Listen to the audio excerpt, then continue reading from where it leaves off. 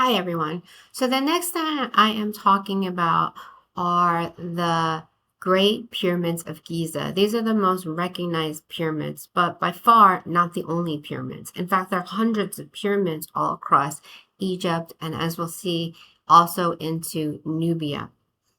So we have a dynasty here, and again, a dynasty is when we have a grandfather, a father, and a son who were all pharaohs during their lifetime. So we have from the left Menkra, Khafra, and Khufu. This one, which is Khafra's, is the largest of the pyramids. And the pyramids were constructed circa 2575 to 2450 BCE in the 4th dynasty. It's really an amazing architectural feat that these were built during this time period. In fact, this remained the largest structure made by humans until we start building skyscrapers. That is incredible. And you can see the size of them when you look and you see, here are people on camels. This is a car. So you can see how huge this is. This is Cairo in the background. And then you can see, and you'll see better in some of the other shots, this this one on the top has a different material. So these are built out of limestone, but then they took another sheet of limestone and they polished it and they put it on the outside of the pyramids. And this was so it would reflect the sun.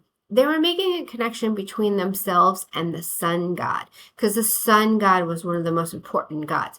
Makes sense. You're farmers. You need the sun, right? Just over time, this has worn away. But these are incredible. So let's look a little bit closer at this. And this is a reconstruction drawing of the whole complex. So again, it would be known as a necropolis, right? City of the dead. And you can see here, the one here in the center also has the Great Sphinx, which you might have heard of. We have a reflecting pool, and then again over here would be the Nile River and the city of Cairo.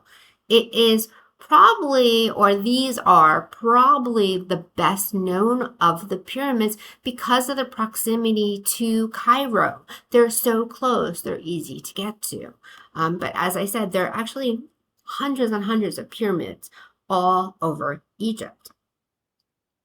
Here's a photograph. So here we see, again, the limestone facing that's remaining here. You can, again, see the size of people here.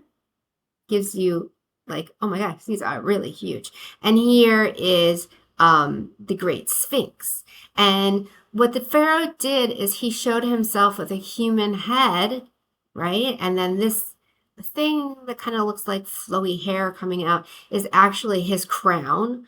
And then he has himself having a body of a lion. Now, why would he do this?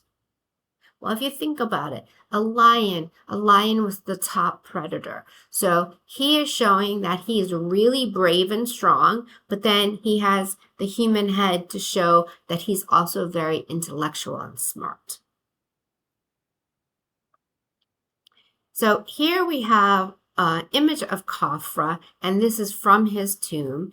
And I have a little video here that, even though it's not the best, it's very short. But if it's not the best video, but I like it because it actually shows you the back of this. And in fact, we have Horus here. He's got his wings around the head of the pharaoh, showing again how he has chosen Khafra to be the king. The stone that is local in Egypt, all of it is very, very hard stone, or for like, most of it is really hard stone. And so these are kinds of gneiss stones. You don't say the G, gneiss stones. And we'll see these again and again. Here we have, and one of the reasons, and this is one of the reasons why we still have them, because the stone is so hard, so it lasts. It didn't break down, right, over time. We have hieroglyphics, early hieroglyphics here explaining that he is the pharaoh. And then you'll notice how he sits very rigid here on the throne and very symmetrical, meaning both sides are almost exactly the same. The big difference being the hands. This one is clenched, and at some point he would have held some kind of reed that was indicating like a scepter, a power symbol, but that has decayed over time. He's shown youthful and he's shown very physically fit. Did he actually look like this? Probably not. But remember, these are being made to show to the gods. So they want to be shown in the best way possible. Now we go to Menkra, and here he's shown with his principal wife.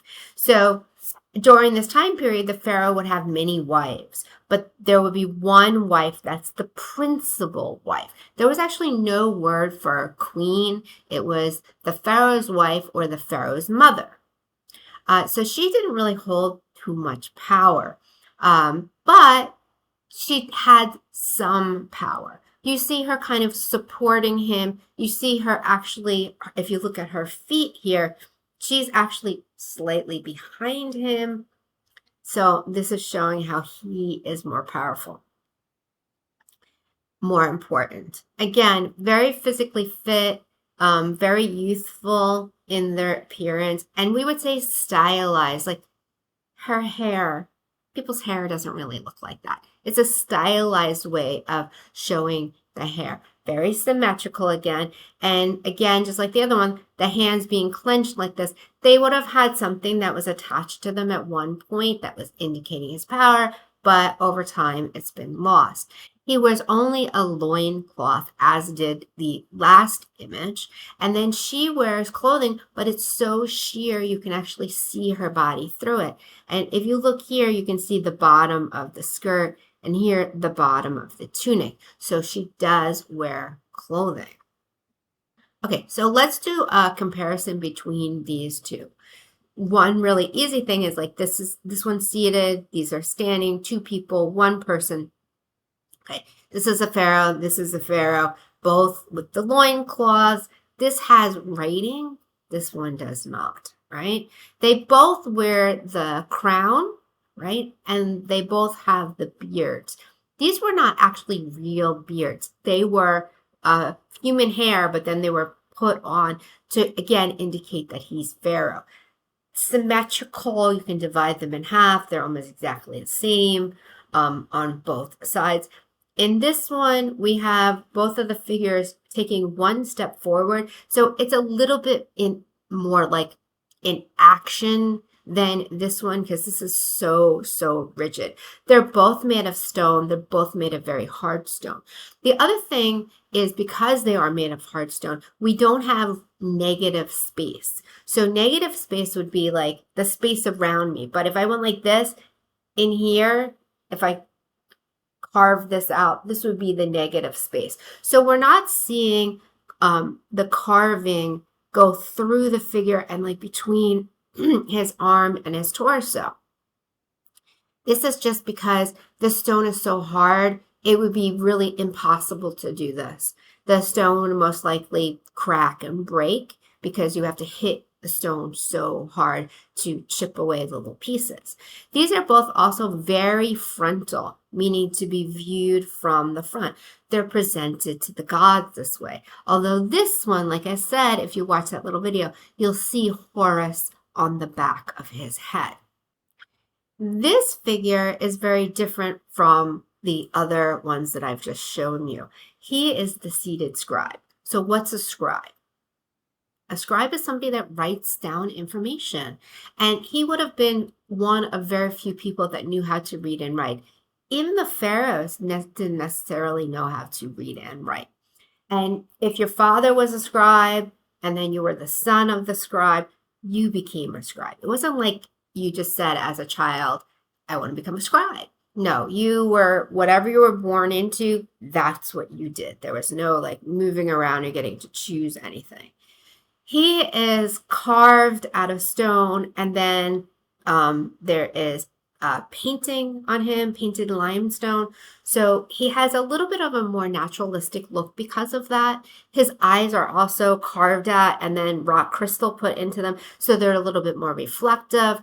He at one time would have held a stylus here, but again, these things that are made out of reeds or whatever, feathers or whatever, they just over time have disintegrated. He sits cross-legged here. He does not look extremely youthful or fit like the other two. His belly looks like maybe he's got a little, you know, didn't work out enough at the gym, right? He looks a little older. This is because at this time period, the majority of the people are doing hard labor. They were like working in the farm, on the farms, doing things like this. Very demanding physical labor. He doesn't have to because he's a scribe. And he is shown a little older to show how he is intellectual and wise. There is also a video here about this, a smart history video, if you would like to view that. And that brings us to the Middle Kingdom, and I'll pick this up in the next video.